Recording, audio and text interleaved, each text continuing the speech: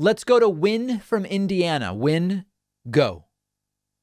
Hi, can you hear me all right? Yeah, I can hear you fine. Awesome. So I have a question on economics again. Sure. So I'm currently taking macroeconomics and I've learned the effects of, spending and saving. You mentioned a lot about the marginal propensity to consume Yes. and the multiplier effect, the idea that if you stimulate the poor, that leads to an increase in GDP and, economic growth and whatnot.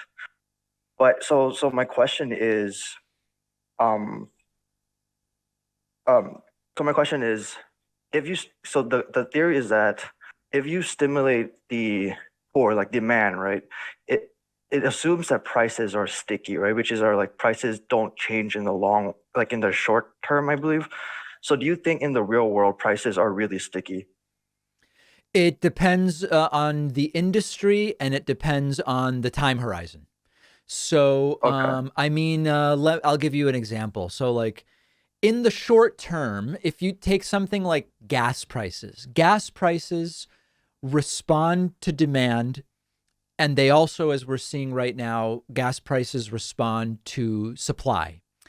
Mm-hmm. But if you think about, for example, the type of demand changes that it takes to move gas prices, we had a pandemic where global air travel reduced dramatically, people driving reduced dramatically, and we saw gas prices go down. But for the most part, if we talk about some demand side stimulus for the lower middle class in the United States, the Yeah. amount by which their demand for gas will increase is not really going to have an impact on gas prices. It's too modest. So that's an example of where the additional money to be able to, maybe take a road trip or whatever, it will change the sort of life of the person getting the money and now having more money for gas without really changing the price of gas in a significant way. It's sort of like asymmetrical, if that makes sense. So I think the Right. question is always of what good or service and over what time period is what we have to ask.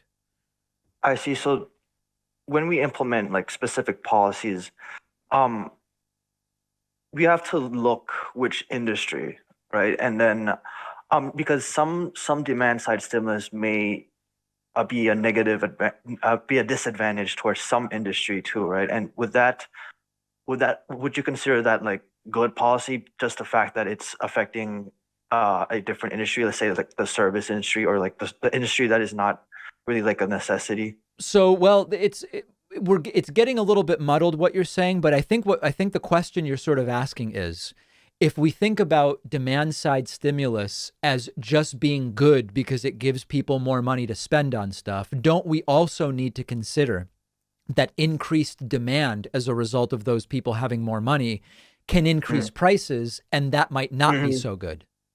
Yeah, yeah. So Yeah, yeah, that's much phrase. it, it, you really have to look at it more specifically. And you also have to remember that in traditional economic thinking, a little bit of inflation is considered good. You don't want too much Right. inflation and you don't want deflation. And I've talked through the internal logic of that. So Hmm. just because some demand side stimulus will cause a little bit of inflation also doesn't mean it's bad. I apologize because there's really not one answer to this. Right, right, right. I agree. But it Yeah. sounds like you're generally understanding the concept, which is the most important thing.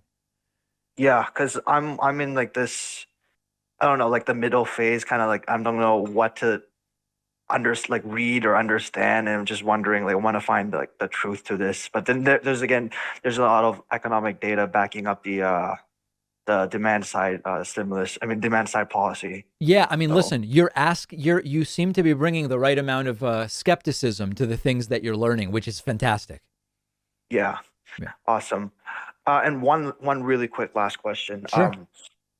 Do you so what are your thoughts on saving and economic growth? Because there's also some data on that, like countries that save more they tend to have a higher economic growth. What are your thoughts on that?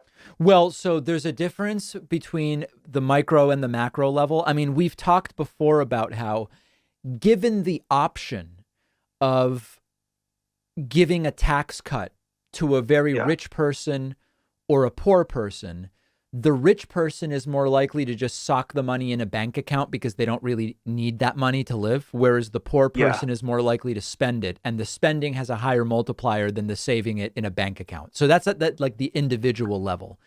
At the Yes. same time, saving at the macroeconomic level, meaning how much is society saving in total, Hmm. is a sign of economic health because it means you don't have a society with as many people on the brink of not being able to afford basic expenses. So when we Yeah. think about who do we want to target for tax refunds or tax credits, we would have one answer to that. And we might say, well, just putting the money in a bank account is not so good as in terms of a multiplier.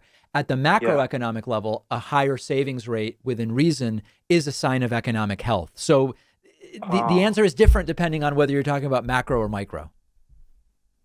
Okay. Because but if we're targeting, if we want like for the benefit of society, obviously GDP is not everything, right? No, But like for the benefit of society, then probably tax cuts for the wealthy isn't really the best option currently. that's what the data Do you shows. agree? Yeah. Okay. Okay. Got it. All right. Thank you so much, David. All You're right. the best. Thanks, Win. Wow, Win with some of the meatiest economics questions we've had in a while. I absolutely love it. All right, everybody, we're going to go to a break. We will take calls again soon.